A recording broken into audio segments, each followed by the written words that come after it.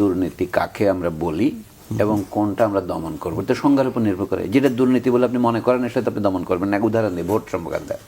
আমরা সাধারণত ভোট কেন্দ্রে গিয়ে যারা জাল ভোট দেয় সেটাকে দুর্নীতি মনে করি, অর্থাৎ নিজের পরিচয় বদলিয়ে আরেকজনের নামে ভোট দিচ্ছেন। কিন্তু যদি আপনি পাড়ায় গিয়ে লোকে বলেন যে তোমাদের ভোট দিতে যাওয়ার দরকার নাই, বলেন, সেটাকে কি আমরা দুর্নীতির সংজ্ঞায় ধরছি? নির্বাচন কমিশন বলবে ওটা তো আমার দায়িত্বের মধ্যে পড়ে না। আমি শুধু এখানে আসতে আমি বলছি, যদি আমরা ভোট দেওয়ার ব্যবস্থা সম্পূর্ণ সংস্কার করতে চাই, যেমন একটা বাংলাদেশের যে সমস্ত নাগরিক বিদেশে থাকে তাদের ভোটের ব্যবস্থা করতে হবে, তারা পোস্টাল ভোট দিতে পারে। আমরা যারা ভোট কেন্দ্রে গিয়ে ভোট দেওয়া নিরাপদ মনে করি না, আমাদের পোস্টাল ভোট দেওয়ার অধিকার দিলেই হয়। কথায় কথায় বলছি, হয়তো ভারতের নির্বাচনের ফলাফল অনেকদিন পরে প্রকাশ করে, তাই না? আমরা তো ওই দিনই প্রকাশ করতে চাই। তাতে আমরা আরেকটা দুর্নীতির ভয় করি যে ভোট গণনার সময় নাহলে ভোট কেন্দ্র পাহারা দিই কেন আমরা। আমি ইতিহাস থেকে বলছি, কোনো বিশেষ গভর্নমেন্টের জন্য নয়। মনে আছে চট্টগ্রামে একবার পাহারা দেয়, আবার সারা রাত পাহারা হয়েছিল ইত্যাদি। তো সমস্যাটা হচ্ছে ওই জায়গাতেই, যেটাকে আমরা সিভিল সোসাইটি বলি, সেখানে যদি দুর্নীতি থাকে রাষ্ট্রে এটা দমন করা কঠিন হয়ে যায়। আমরা ছোট ছোট দুর্নীতিগুলি ধরছি। এখন একজন সাব রেজিস্ট্রারকে গ্রেপ্তার করা হয়েছে টাকা সহ, একজন ইঞ্জিনিয়ারকে ধরা হয়েছে, আমরা একটা নাম যে বালিশ কাণ্ড একটা দিয়েছি। এগুলি জনগণের মধ্যে এক ধরনের উৎসাহ তৈরি করে, বোধহয় দুর্নীতি দমন হচ্ছে। কিন্তু দুর্নীতি যেগুলো দৃশ্যমান সেগুলি আপনি ধরছেন, কিন্তু যেগুলো দৃশ্যমান নয় সেগুলি হচ্ছে, যেমন আমরা অনেক দিন ব্যাংকিং সেক্টর নিয়ে কথা বলছি, কিন্তু একটা সীমার বাইরে আপনি আর বলতে পারেন না। যিনি জিজ্ঞাসা করলেন তাকে সম্মান রেখেই বলছি যে আমাদের দেশে দুর্নীতি চ্যাম্পিয়ন হতো যদি আপনি সব দুর্নীতিকে হিসাবের মধ্যে ধরতেন। আপনি পরীক্ষার মধ্যে পরীক্ষা দিয়েছেন 10 বিষয়ে, কিন্তু ফলাফল প্রকাশিত 2 বিষয়ের, বাকিগুলি কি করবেন আপনি? মানে সেগুলি তো আর যোগফলের মধ্যে আসবে না। তা আমার কথা হলো, আমাদের দুর্নীতি সংক্রান্ত সংজ্ঞাটা বদলাতে হবে, এইটাই। যেমন ধরেন এখন একটা প্রশ্ন উঠেছে ইলেকট্রনিক ভোটিং মেশিন, ইভিএম, এটার ব্যবহার নিয়ে। আমাদের দেশে এখন বহুজন পরিচিত সুজন সম্পাদক বদিউল আলম মজুমদার সাহেব কি যেন বলেছেন, আমি ওনার বক্তব্য শুনি নাই, শুনলাম প্রধান নির্বাচন কমিশনারের বক্তব্য। তিনি বরিশালে গিয়ে বললেন এই বিষয়ে কথা বলার যোগ্য বদিউল আলম মজুমদার নন। আমি এর কোনো রায় দিতে পারবো না, কিন্তু কথার এই যে ধরন, কে যোগ্য না, তাহলে নির্বাচন কমিশনের সম্ভবত উচিত একটা তালিকা প্রকাশ করা, এই বিষয়ে কারা কারা বলতে পারবেন, মানে কাদেরকে আমরা বিশেষজ্ঞ হিসেবে গ্রহণ করতে পারবো। মানে হাইকোর্টে আমি গিয়ে কিন্তু ওকালতি করতে পারবো না, সম্ভবত আপনিও পারবেন না, যেহেতু আপনার লাইসেন্স নাই। এমন নিম্ন আদালতের উকিলেরাও যেতে পারে না, হাইকোর্টে একটা আলাদা তালিকাভুক্তি করতে হয়, মানে উচ্চ আদালতের যেটা সবচেয়ে উচ্চ আপিলেট ডিভিশনে করতে হয়। সেই জন্য বলছি, নির্বাচন কমিশনে কারা আমরা মত দিতে পারবো, আমাদের মধ্যে একটা তালিকা করা দরকার। আচ্ছা, এখন যে তর্কটা চলছে, গুরুত্বপূর্ণ প্রশ্ন শুনলাম, নির্বাচন কমিশনার একজন শাহাদাত হোসেন চৌধুরী, ঘটনাচক্র, ওনাকে আমি চিনি বহুদিন আগে থেকেই, আমরা একই কলেজের ছাত্র ছিলাম।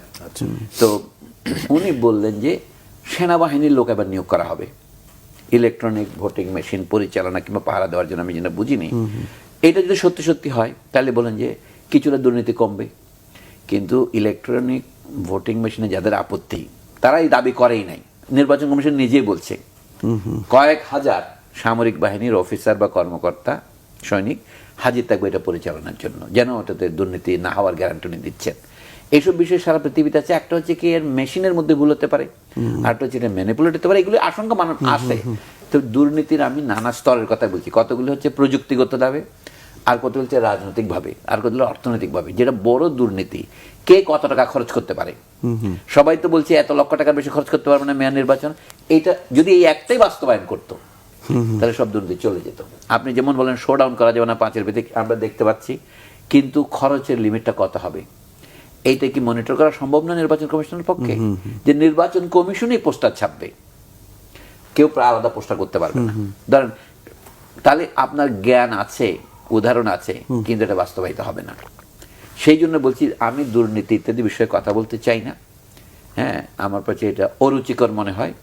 কারণ পাকিস্তানে প্রথম সামরিক শাসন যখন আসে 58 সনে, তখন স্লোগানটা এসেছিল দুর্নীতি দমন করার জন্যই, কিন্তু সেটা নিজে দুর্নীতির আধার হয়ে ওঠে।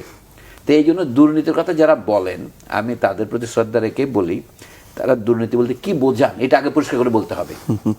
পাকিস্তানেরা করেছিল কি, যারা দুর্নীতিবাজ তাদেরকে নির্বাচনে দাঁড়াতে দেবে না, এবডো করেছিল, ইলেকটিভ বডিজ ডিসকোয়ালিফিকেশন অর্ডিন্যান্স করেছিলেন।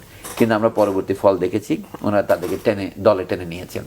অর্থাৎ আমার সমর্থক হলে তিনি কোয়ালিফাইড হবেন, আমার অসমর্থক না হলে তিনি ডিসকোয়ালিফাইড হবেন। কিন্তু প্রথমে কতগুলি সিএসপি অফিসারের বিরুদ্ধে অভিযোগ এসেছিল? 303। কিন্তু বর্তমানে দেখেন, আমি কারো কারো উষ্মা আকর্ষণ করার মানে ঝুঁকি নিয়ে বলছি, আমাদের এখানে সেই অনুসন্ধানের আওতায় সিভিল সার্ভেন্টদের আনা উচিত। মানে শুধু সিভিল সার্ভেন্টের কথা বলছি না, মিলিটারি সার্ভেন্টদের আনা উচিত। তো আপনারা বলছেন না আমরা তো দুর্নীতি করি না। তো কথা হচ্ছে আপনি আংশিকভাবে প্রয়োগ করে এটা পারবেন না। আমার মনে হয় এটা যদি উপরের দিক থেকে শুরু হয় তাহলে নিচে আপনি আপনি ভয়ে চলে যাবে। আর ছোটখাটো দুর্নীতি আছে, রাস্তায় ট্রাফিক পুলিশ 10 টাকা ঘুষ খাচ্ছে, আমিও দেখি। রিক্সা এদিক দিয়ে না চলে 10 টাকা দিলে যাইতে দেয়। এইগুলি ছোট দুর্নীতি, কিন্তু এগুলিও বন্ধ করা উচিত। আর বলে আমাদের দেশে এত খরচ করে, মেয়র সাইদ খোকন সাহেব কতগুলি বালতি ঝুলেছিলেন ডাস্টবিন মানে ময়লা রাখার জন্য, সেগুলি উদাও হয়ে গেল। কিন্তু ওইটা রাখার আগেই তো একটা ফিজিবিলিটি স্টাডি করা উচিত ছিল, এগুলো তো উদাও হয়ে যাবে, আপনি ঝুলন্ত বাড়তি দিচ্ছেন কেন? এমনকি আমাদের রাস্তার যে ড্রেনের ঢাকনা, এটাও লোকে নিয়ে যায়। আরো বহু রকমের আছে। এখন বলছি যে এইটা জেনে শুনে যে করেছেন সেটা কিন্তু দুর্নীতি বলতেই হবে। অন্য কথা বাদ দেন, ডেঙ্গু কেন দমন করা যায়নি, যেটার কারণে ওনার নমিনেশন গেল। কিন্তু আমি বলি এইটার দায় কি শুধু মেয়রের? মেয়র যে এই যে ওষুধের মধ্যে মেয়াদ উত্তীর্ণ ওষুধ প্রয়োগ করেছে, যেটা আমরা মাঝে মাঝে ধরছি, এটা মাঝে মাঝে ধরবো কেন? আমার কাছে এটা খুব হাস্যকর লাগে যে আমরা ম্যাজিস্ট্রেট বের করি, গিয়া এটা ভাঙো ওটা ভাঙো। তো আমাদের তো ম্যাজিস্ট্রেটের অভাব নাই, আমাদের তো বহু বেকার যুবক আছে, আপনি ম্যাজিস্ট্রেট নিয়োগ করেন, তাদের কনস্ট্যান্টলি রাস্তা রাখেন।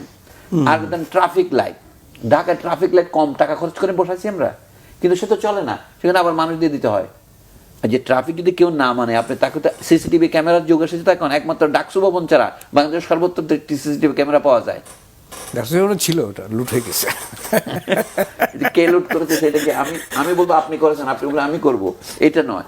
যেখানে যেখানে রাস্তার তো এটাকেও চুরি করার খুব সময় সাপেক্ষ ব্যাপার, তো সেখানে যে ট্রাফিক আইন ভঙ্গ হচ্ছে তার বাড়িতে আপনি আপনি নোটিশ চলে যাবে।